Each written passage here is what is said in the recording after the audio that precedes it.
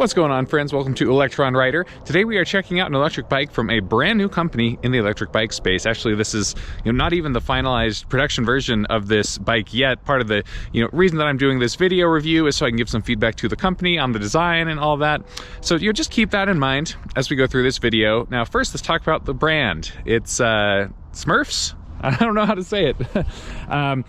SMRFS is the name of the company, and this is actually an acronym which stands for Sun and Stars, Mountain, Rivers, Forest, Sea, which is kind of a mouthful, even more than just saying SMRFS. And I feel kind of bad calling it Smurfs, but that's just what I'm going to call it for now because I'm not sure what else to say. But to tell you a little bit about this company, they're targeting a very specific section of the market, which is RVers, campers, people who have an RV traveling around the country and want an electric bike that they can bring with them, so that they don't have to bring a car, they don't have to rent a car, they have some kind of like last mile exploring vehicle that they can use at campsites and other places that they visit.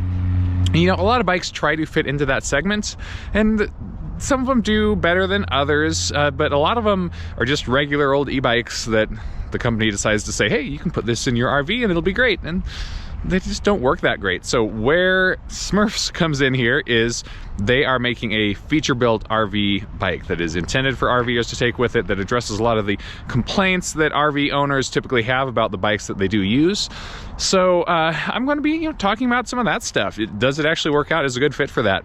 First, we're just going to kind of run through the design and the overall properties of the bike here. Then we'll talk about the RV specific stuff, and after that we'll jump into the ride test. Let's do it. Let's give you a little walk around here so that you can see the bike in all its glory. So this is a almost fat tire adventure electric bike, full size. I love how big it is. I feel good on it, and I'm 6'3" tall. It's very adjustable. You've got this high rise stem here with a bunch of risers, and also very adjustable on the top of the stem there as well. Saddle seat post there rather has a long range of extension to it.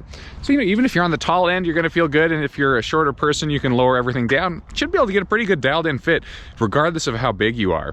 And so one of my favorite things about this bike is that it's full size like this, but it still feels pretty lightweight and nimble. And a lot of that has to do with the tire choice. Just a great size here, 26 inches in diameter, so you get a good rolling efficiency. They can roll over bumps and stuff like that. Nice volume of air in there, but they're still pretty nimble, compared to a 4-inch fat tire that's just a lot wider, a lot heavier, a lot bulkier. This actually feels like a fairly nimble bike on trails, zooming around town. It's a little bit easier to park at a bike rack if you need to do that. So I think they really did an awesome job of making this bike as big as they can, that it can handle just about any kind of terrain and feel stable, but also can still feel, like a bike and not, like some monster SUV version of a bike, which can be the feeling on a lot of fat tire electric bikes, the big 4-inch or even wider ones. So the electrical power on here is courtesy of a 750 watt rear hub motor, which does have their branding on it. So I'm not sure who they're partnering with to make it, but 750 watts is quite a bit of power. This is a class 2/class 3 sort of a hybrid, which means you can activate it with pedal assist, or you can use the throttle. You've got the half grip twist throttle there on the right grip. Now the pedal assist on this thing is very well done. It's a torque sensor, so it's completely contained in the bottom bracket down here. Torque sensors are just so much more responsive than cadence sensors are. They actually respond to how much pressure you put on the pedals, and this one is very well tuned. It feels awesome to pedal on. It feels like you're riding a normal bike, but you can just go a lot faster. So the throttle is a little bit rough around the edges in terms of how it performs. We'll talk more about that in the ride test, but for the most part, they've done a nice job with the electronics on here. Really good integration for the battery in the down tube down here. Now they are going to have a dual battery option, but I'm not sure how that is going to work yet. If you look on the frame here, there's the standard charging port for this down tube battery, and then we've actually got an extra charging port just kind of hanging out down here above the bottom bracket. And it's a different size than the charging port up there. The charger doesn't fit in here. I'm not sure what this is for. It might be left over from an early design thing or something. Or, maybe they're going to have the extra battery option down there. We'll see how that shakes out. Let's run through just the rest of the components on here. You've got a suspension fork up front here, 100 millimeters of travel, which is pretty good. It is just a spring fork, but it's got the adjustments for preload and hydraulic lockout on here. So this is going to do really nicely for any kind of off-roading stuff. Really good compliments to, you know, having the bigger tires. Should be able to conquer just about anything. You've got the rear rack back here. You can carry cargo up to 55 pounds. It's a nice sturdy one with the sidebars on it. And you know, full coverage, plastic fenders, front and rear, mounted nice and well. I don't hear any rattling from them at all when riding. Really nice integration of the electronics. I mean, look at the cable management and stuff up here. It's pretty solid. You know, they've got it pretty well dialed in. You've got hydraulic disc brakes. These are from Star Union. You've got 180 millimeter rotors on the front and in the rear with motor inhibitors. These are great brakes. This is a good complement for a bike that, you know, is this size, plenty of stopping power. And then you've got integrated lights as well.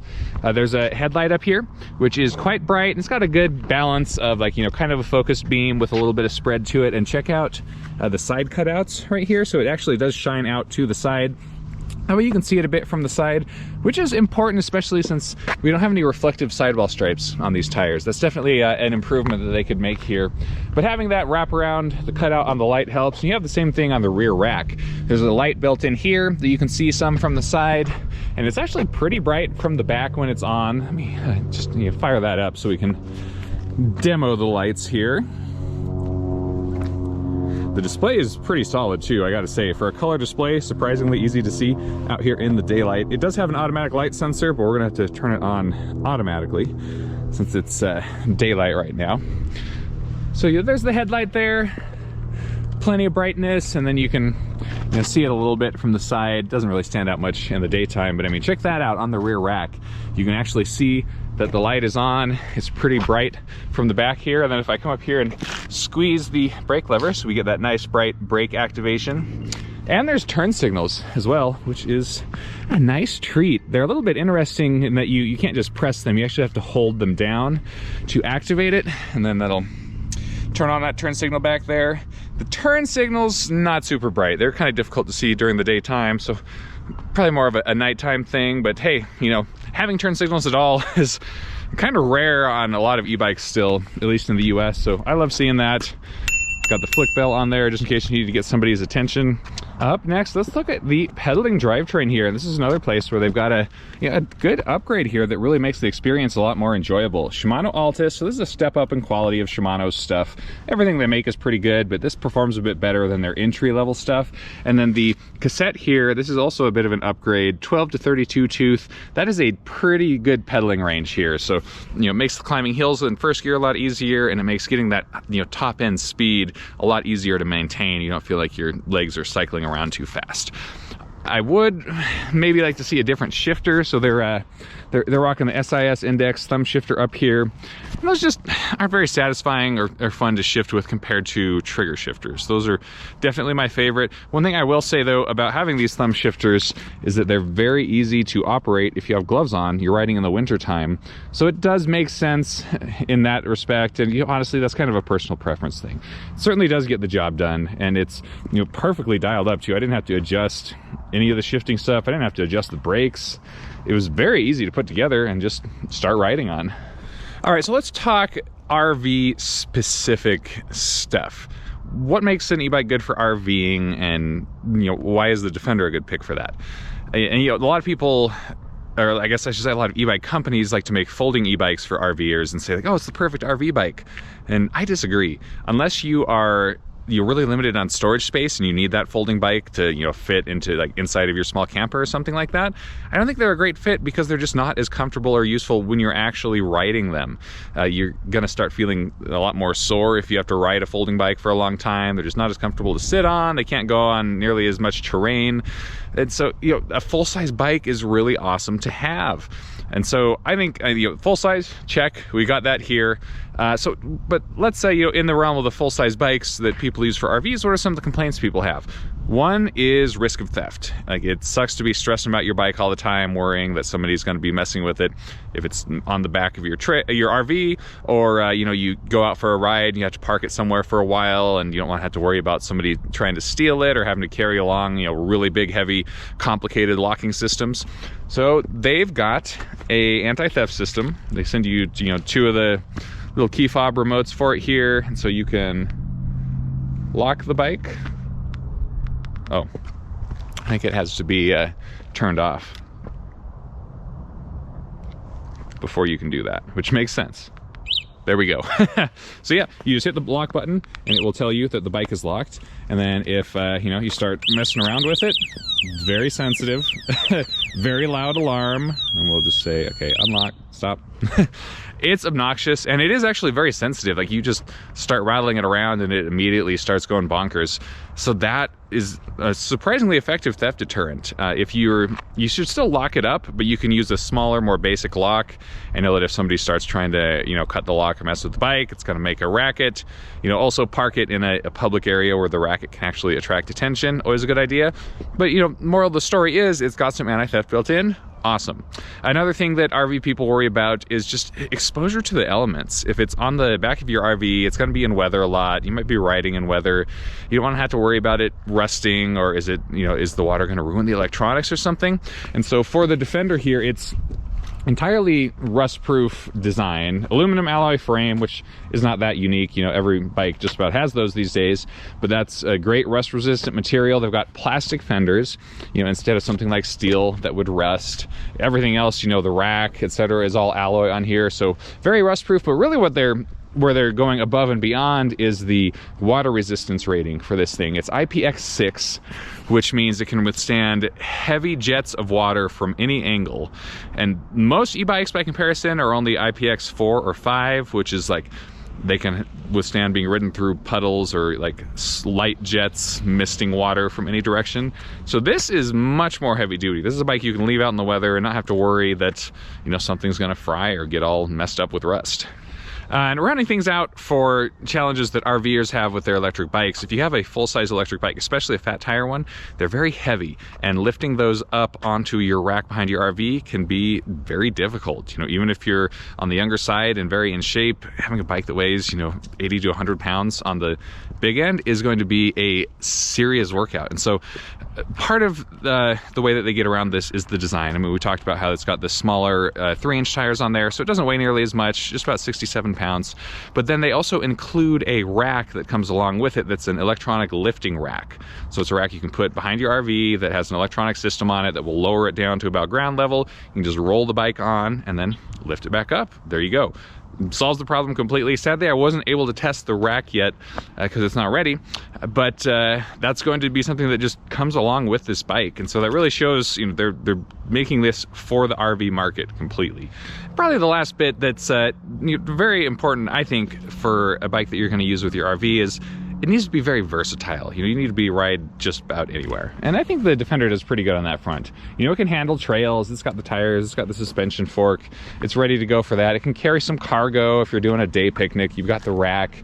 It can ride in city, you've got the integrated lights, the flick bell, the blinkers. You know, it's a pretty versatile bike in terms of where you could take it. Okay, we're going to take it out for a spin here. I wanted to show you just the seating position and the fit here. You know, like I said before, I'm 6'3" tall, pretty big dude, and I feel good on this bike with the seat all the way up at the top. I can't quite fully extend my legs, but you know, it's close enough and about as good as it gets for most electric bikes. So yeah, it's a like kind of a, you know, forward seating position, at least how I have it set up here. You could really dial this in if you want to. Note that I have the stem all the way forward, so you could raise that up if you want to sit a bit more upright, but I like having kind of that forward, a little bit more aggressive stance. Okay, we're gonna get things fired up here. Here's a look at the cockpit for you, kind of the slight sweep back to the handlebars. It makes it a little bit more of a comfy fit. I'm gonna hold down this power button here. That will turn on the display. Now that's a color LCD, but it's surprisingly easy to see. I mean, it's, you know, not a super bright day out here, but even in direct sunlight, it's a lot easier to see than your average color display, which is nice. Always starts out in level 0. You can adjust your assist levels up and down, all the way up as high as 5. you know, down to 0 where you won't be getting any assist. And that's how we're going to start out riding, is just, you know, ride it like a bike for a little bit. Definitely going to want to shift down a ways here, all the way down to first. And yeah, like I had said before, the shifter on here was perfectly dialed in right off the bat. First gear, you've got this nice fast pedal cadence here, so you didn't have to, if you had to bike this home, you could do that pretty easily without electric power. I think this will be a bit of a workout, but it's a good pedaling drivetrain, and it's very stable too. I mean, look at this. We're able to start no handing before we even got to 10 miles per hour. I'm really impressed with just the stability of the cockpit on this bike. I've been doing a lot of riding around on it, and you know, I can ride it no-handed as low down as 5 miles per hour, which can't do on very many bikes, electric or otherwise.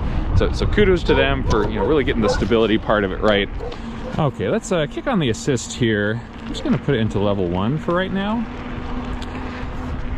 I really like how good this bike feels in level 1 assist. I think on most bikes it's just too tame for it to, I don't know, be worth doing much with. But you know, we're actually gonna, you know, be climbing up this hill right here, just doing it in level 1, and it actually feels pretty good. I mean, heck, even riding no-handed, you know, maybe I'll shift it down 1 just to help out here. But it's this is great for people who are cyclists, who like to stay in shape, who can, you know, do longer rides on a regular bike and want just a little bit of extra help. So, you know, level 1, and the way they have it tuned is the best way to do it also, where it gives you a little bit of assist all the way up to the top speed of the bike.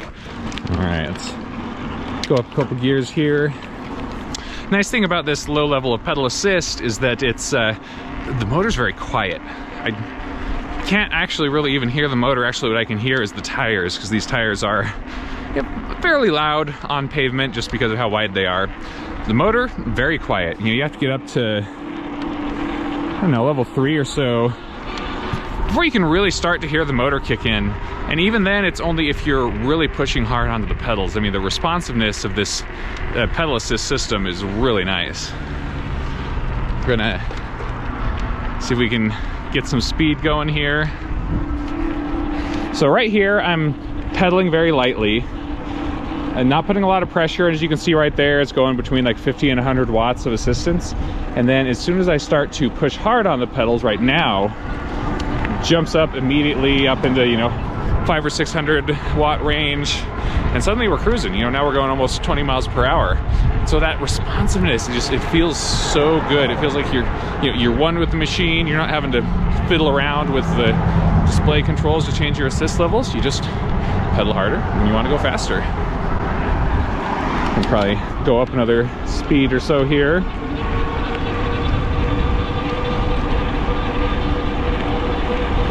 Able to get up there, maintain 20 miles per hour, and you know, the stability on this thing. Definitely one of my favorite parts about it is just how stable and secure the platform feels. Okay, we're gonna see what we can do for top speed here. I'm gonna put it all the way up into level 5 and let's really start pumping.